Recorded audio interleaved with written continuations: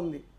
So 99లో నా ఈ doubts అన్నీ కూడా క్లారిఫై చేస్తూ నేను ఒక దేవుడిగా భావించిన ఒక డాక్టరు, తిరుపతిలో లీడింగ్ డాక్టర్, ఇప్పుడు కూడా ఉన్నారు ఆయన. ఆల్మోస్ట్ ఆయన 80 ఇయర్స్ ఉంటుంది, ఇప్పుడు ఏజ్ అయింది.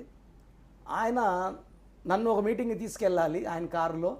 సో మా ఇంటికి వచ్చారు, నేను రెడీ అవుతున్నా, అమ్మగారిని కాఫీ పెట్టి ఇమ్మన్నాను. సో నా దృష్టిలో ఆ డాక్టరు దేవుడు. సో ఆయన కాఫీ తాగుతున్నారు, నాన్నగారు పేపర్ చదువుతున్నారు. పేపర్ తీసిన వెంటనే, నాన్న చూసిన వెంటనే ఆయన వెళ్ళి కాఫీ కప్ పక్కన పెట్టి నాన్నగారు కాలు మొక్కున్నారు.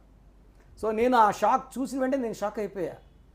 అదేంది, నేను ఆయన సార్ని దేవుళ్ళ భావించాను, ఆయన పోయి మా నాన్నగారు కాలు మొక్కున్నారు. సో ఆయన పిలిచాడు, పిలిచి ఇలా నువ్వు నెహ్రూ వాళ్ళ అబ్బాయి అని నాకు ఎందుకు చెప్పలేదు అంటే, సందర్భం రాలేదు సార్. సో నువ్వు జాబ్ రావద్దు, జాబ్ చేయాల్సిన అవసరం లేదు, మీ నాన్నకు సేవ చేసుకో, ఇదే నీ జీవితానికి. నేను నాన్నగారిని కలిసిన